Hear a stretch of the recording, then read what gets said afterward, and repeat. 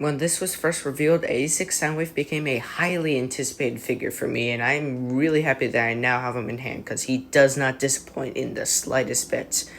Wow, just wow, this guy is really nice, and he's a massive improvement over the Siege counterpart, like the original one. He does come with his cassettes, and since they are a big piece, I'll go over them really quickly. The new laser beak mold is really nice. I don't have the Siege one, but it's nice, although in my opinion, I feel like the wings are just a bit too far back. I don't know, it just looks bit off in my opinion. I wish they could fold forward just a little bit.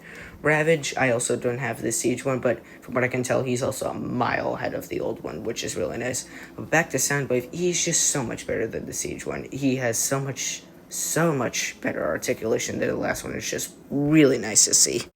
Alrighty, so leader class figures are now getting really articulated because this guy has quite the load of articulation in him.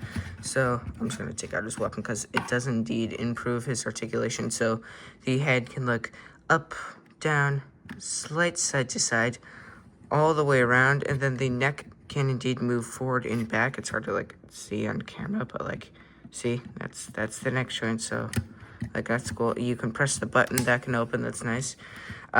Arms can go out, they can go above 90 degrees, I should mention. They can go all the way around. Then he actually has butterfly joints, which very few figures actually have. So like, I feel like that's worth pointing out because that's kind of rare to see in figures, honestly. So I'm glad he has them. Then his elbows can go this far forward, but they're double jointed, so actually they can go this far forward. That's not fully tapped in. Hang on, tap in. Okay, there we go. Anyways, then wrists can turn, they can open, then they can ever so slightly tilt. It's kind of hard to see though. Waist all the way around, legs all the way out, all the way forward basically, and then all the way back, then 90 degrees at the knee, and then ankle tilt, and then the feet, I almost said foot, the feet can move forward. So yeah, he's pretty well articulated for a new leader class figure, and he's really, really fun to just pose and look at, in my opinion. So yeah, I really dig this robot mode, and it's just my favorite G1 Soundwave robot mode. Probably my favorite one out there, honestly. And the transformation's really nice, and the cassette mode's really fun. I just like flipping it back and forth, in my opinion.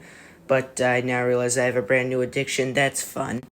Alrighty, so cassette mode on this guy. Really nice, really fun, and really easy to transform. Okay, flip down this bit, fold in the hands, fold back the hands, flip down, fold in, tab, make sure there's a click. Listen to the nice click. See? Untap these bits. Now, you're going to want to fold the waist all the way around. Fold this bit up. Fold out these two pieces. Come on. Fold them out. Now fold the legs like this. Oh, I'm bumping the camera. Anyways, fold that piece out. Fold this piece out. Fold this around. Fold this in. Fold out that piece.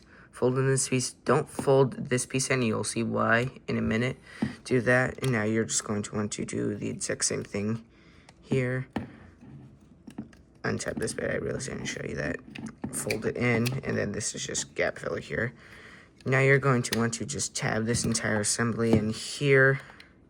This will tab into that little hole right in there. Hang on. Tab in.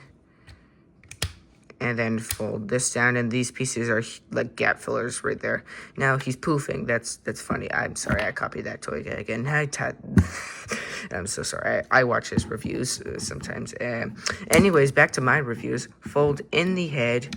Fold these bits out. Now, don't tab it in yet, because weapons, where do they go in cassette mode? Well, they tab in here and here, whether you believe it or not. So I like to just fold the arms all the way up because it does make it easier.